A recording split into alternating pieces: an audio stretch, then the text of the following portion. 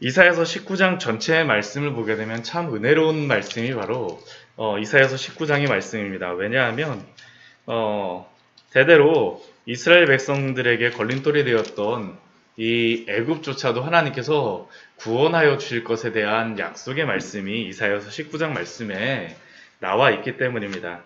그러나 이러한 소망의 하나님의 그 은혜가 무엇이고 구원이 무엇인가에 대한 그런 소망의 말씀이기도 하지만, 또한 이사야서 19장에서는 애굽, 이집트가 이스라엘 백성들에게 어떻게 걸림돌이 되어졌고 이스라엘 백성이 애굽을 대대로 의지하는데 이게 참 얼마나 허망한 것인가를 말씀하여 주는 게 바로 오늘의 말씀입니다. 학생들이 공부를 하다 보면 이게 성적을 올리기 위해서 오답노트를 작성하잖아요. 그렇죠? 이게 항상 풀었던 문제가 또 틀리는 게 참 신기하죠. 저도 그 고등학교 때 생각을 해보게 되면 틀렸던 문제가 항상 틀리더라고요. 이 오답노트를 작성하는 게 참 중요한데, 이스라엘 민족에게 항상 오답으로 항상 적었던 답이 무엇이냐면 바로 이집트였습니다. 이집트. 이스라엘에 가까운 민족이었었고 항상 의지할 만하고 도망가게 되면 항상 이집트로 갔었죠. 아브라함 때도 그랬었고, 또한 출애굽 때에도 항상 그 가뭄이 들게 되면 내려갔던 곳이 바로 이집트입니다. 왜냐하면 나일강이라고 하는 아주 젖줄이 흐르고 있기 때문이죠. 그러나 오늘 말씀을 통하여서 하나님께서 이제 보여주시려고 하시는 것이 무엇이냐면 이집트가 의지할 만한 그러한 대상이 아니라는 것을 이스라엘 백성들에게 보여주십니다. 이집트조차도 하나님을 의지해야 될 백성이지 이집트가 정답이 아니라는 것을 오늘 말씀에서 세 가지를 통하여서 말씀하여 주세요. 사회적으로, 또한 경제적으로, 정치적으로 이들도 오답이라는 것을 말씀하여 주시죠. 먼저 1절 말씀을 보게 되면 애굽에 대한 경고를 하고 말씀하심으로써 하나님께서 말씀을 시작한 이사야 선지자를 통해서 말씀하여 주시기 시작합니다. 애굽에 대한 경고라. 지금 그 이스라엘의 남유다가, 남아있는 남유다가 애굽을 의지하려고 하지만 애굽도 경고받을 그러한 백성이라는 것이죠. 여호와께서 빠른 구름을 타고 애굽에 임하시리니, 여호와께서 빠른 구름을 타고 애굽에 임하면 그 결과는 무엇이겠습니까? 답이 없는 것입니다. 벌써 출애굽 시대에 하나님께서 10가지 재앙을 통하여서 얼마나 애굽이라고 하는 나라가 허망한 그러한 소망을 붙들고 있는 나라인지 아무것도 아니라는 것을 보여주지 않으셨습니까? 그 10가지의 재앙이라는 것은 다른 게 아닙니다. 애굽에 있었던 그 10가지의 우상들이 아무것도 아니라는 것을 보여주셨던 것이 바로 그 여호와의 임함과 함께 출애굽에서 일어났던 일들이었죠. 여호와께서 다시 빠른 구름을 타고 애굽에 임하시니 그 결과가 무엇이겠습니까? 1절 뒤에 보게 되면 우상들이 그 앞에서 떨겠고, 우상들이 떨 수밖에 없습니다. 우상들이 떨고요, 또 우상을 섬기는 애굽 사람들의 마음도 그 속에서 녹을 것이다라는 겁니다. 우상도 넘어지고요, 애굽인의 마음도 그 속에서 녹을 수밖에 없습니다. 여호와의 그러한 임함은 이들에게는 두려움일 수밖에 없죠. 아무것도 아니라는 겁니다. 이것을 지금 이스라엘 백성들에게 말하여 줍니다. 그러면 애굽의 그 허망함이 무엇이겠습니까? 우리 2절서부터 4절까지의 말씀에서는요, 그 사회적인 그러한 이들의 허망함을 우리에게 몰락과 함께 허망함을 보여줍니다. 먼저 애굽 안에 있었던 그러한 그 내분에 대하여서 보여줍니다. 2절 말씀을 보면 내가 애굽인을 격동하여 애굽인을 치리니, 그 안에서 내분이 있었다라는 것이죠. BC 1200년 이후로다 보게 되면 애굽이 항상 이게 절대적인 그러한, 이전에는 절대적인 군주 밑에서 어떤 함께 마음을 모아서 이게 함께 그러한 어떤 큰 일들을 했다라면 그 BC 1200년 이후로다 보게 되면 계속적으로 이렇게 내분이 있었습니다. 물론 통합될 때도 있었지만 내분으로 인하여서 함께 하지를 못하였습니다. 애굽인이 애굽인을 격동하여서 치는 그러한 문제, 형제를 치고 이웃을 치고 성읍이 성읍을 치며 나라가 나라를 칠 것이며, 나라가 망하는 이유가, 힘이 약해지는 이유가 바로 이것 아닙니까? 지금 우리나라도 보게 되면 가장 걱정스러운 부분이 바로 이것이죠. 우리나라 안에서 같은 민족으로서 하나가 되어지지 못하고 계속적으로 분란이 있는 그러한 모습들을 볼 때 얼마나 참 저희가 기도해야 될 그러한 기도 제목입니까?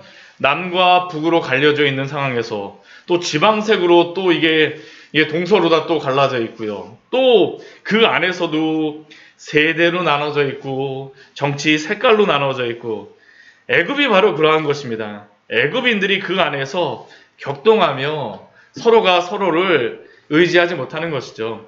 하 이스라엘과 상 이스라엘, 나일강 하류 지방과 그 상류 지방의 그러한 애굽 사람들이 계속적으로 이게 정치적인 분란이 있었기 때문에 이러한 것들이 있었던 것입니다. 그러니 이러한 분란 가운데 어떻습니까? 사회가 혼란하니까요. 정신이 굉장히 그 3절 말씀을 보면 정신이 쇠약하다라고 말씀하고 있습니다. 누구를 의지할 게 없는 것이죠. 누구를 믿을 수가 없습니다. 집에다 뭐 하나 갖다 놓게 되면 없어질까봐 항상 걱정이 되다 보니까 항상 마음이 불안불안한 것이 바로 애굽인의 모습이었습니다. 그러니까 그들이 어떻게 합니까? 우상을 의지하고 마술사를 의지하고 신접한 자와 요술개개에게 묻습니다. 우상숭배가 더 심각해지고 더 이러한 어떤 기적적인 것들을 더 바라는 게 바로 이 이집트의 모습이었죠. 그리고 4절 말씀을 보게 되면 이들이 또한 잔인한 군주, 아주 잔인한 그런 독재자들이 애굽에 일어난다라는 것입니다. 이게 사회가 불안하니까 이게 그 힘 있는 그러한 사람, 어떻게 말도 안 되는 그러한 그 군주들이 일어난다라는 것이죠. 어찌 보면 그 요즘 그 전 세계 그 대통령이라던가 지도자들을 보게 되면 예전과는 좀 다른 그러한 모습의 지도자들이 좀 일어나는 것들을 우리가 볼 수 있는 것 같습니다. 조금 더 우측으로 기울어졌든지 좌측으로 기울어져 있는 모습. 이게 사회가 불안하게 되면 그러한 것이죠.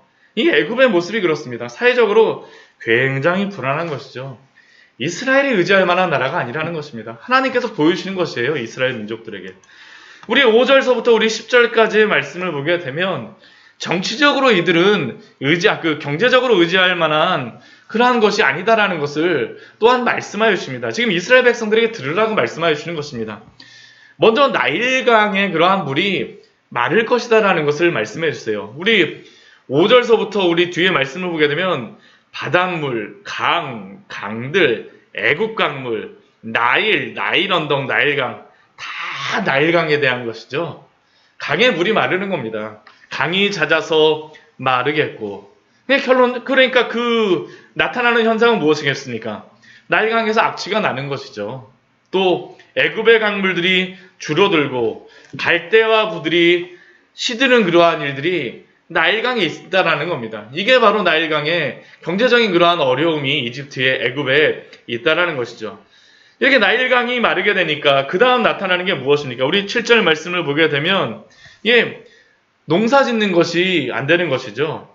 나일 가까운 곳, 나일 언덕의 초장과 나일강 가까운 곡식밭이 다 말라서 날려가 없어질 것이며 지금 7절 말씀이 굉장히 이집트, 애굽의 두려운 것이 무엇이냐면 곡식이 날아가는 게 아니고요. 밭이 날아가고 있습니다. 나일강 가까운 곡식 밭이 다 날려가서 이게 지금 나일강에 물이 마르다 보니까 흉년이 들고 밭 자체가 지금 아무런 힘이 없어졌다라는 것이죠. 8절 말씀을 보니까 또 어떻습니까?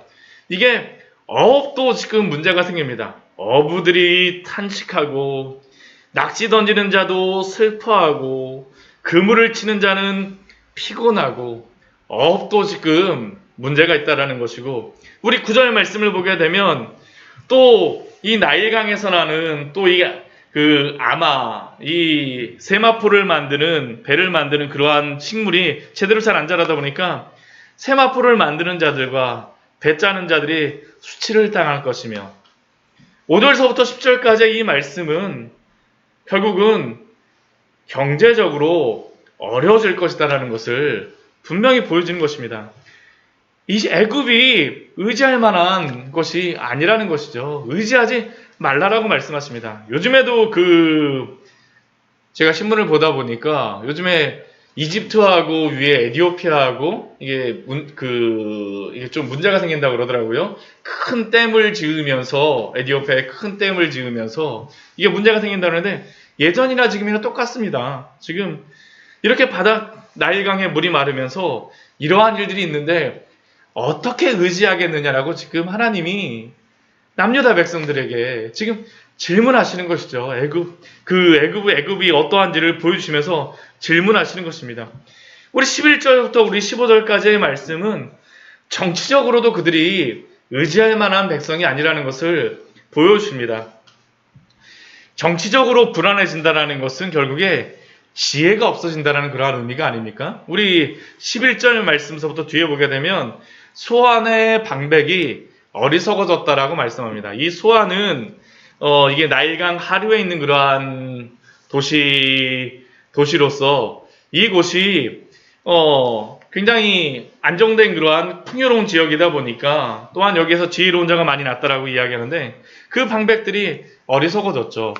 또한 바로의 가장 지혜로운 모사의 책략도 우둔하여졌습니다. 집안 대대로 똑똑한 집안의 그러한 사람들, 지혜로운 그 사람들이 그 자신은 지혜로운 자들의 후손이라고 하지만 그 책략이 우둔하여지는 것이죠. 하나님께서 애굽에게 질문하십니다. 너의 지혜로운 자가 어디 있느냐? 12절 말씀 보면 너의 지혜로운 자가 어디 있느냐? 그들이 만군의 여호와께서 애굽에 대하여 정하신 뜻을 알 것이요 곧 내게 말할 것이니라. 말해보라는 것입니다. 이러한 일들이 일어났는데 도대체 왜 그런지 말해보라는 것이죠. 그런데 말할 사람이 있겠습니까? 아무도 없습니다. 너의 지혜로운 자가 어디 있느냐?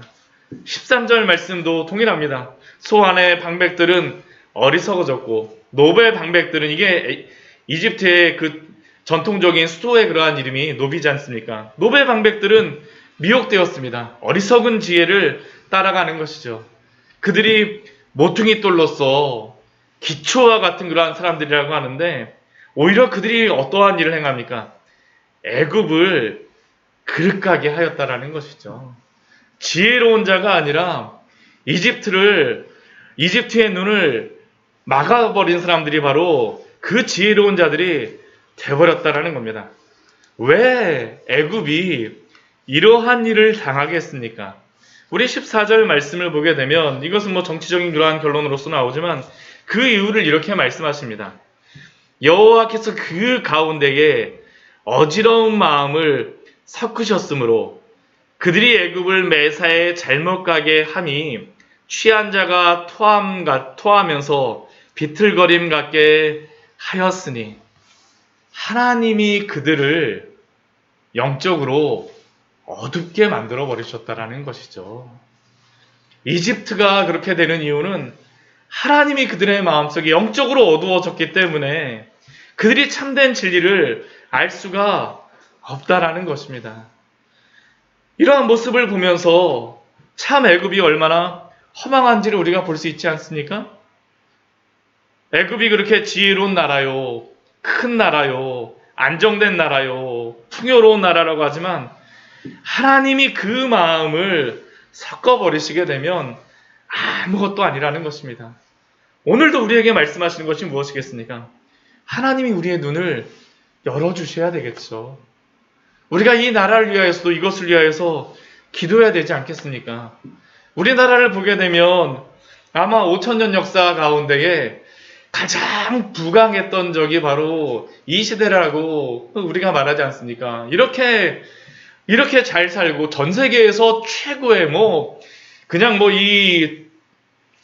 일본과 중국과 요 부분에서만 큰 나라로서가 아니라 삼성전자 같은 그 회사라던가 여러 회사들을 전 세계 최고의 그러한 회사들 지금 코로나 하면서도 얼마나 K 방역하면서 이야기합니까?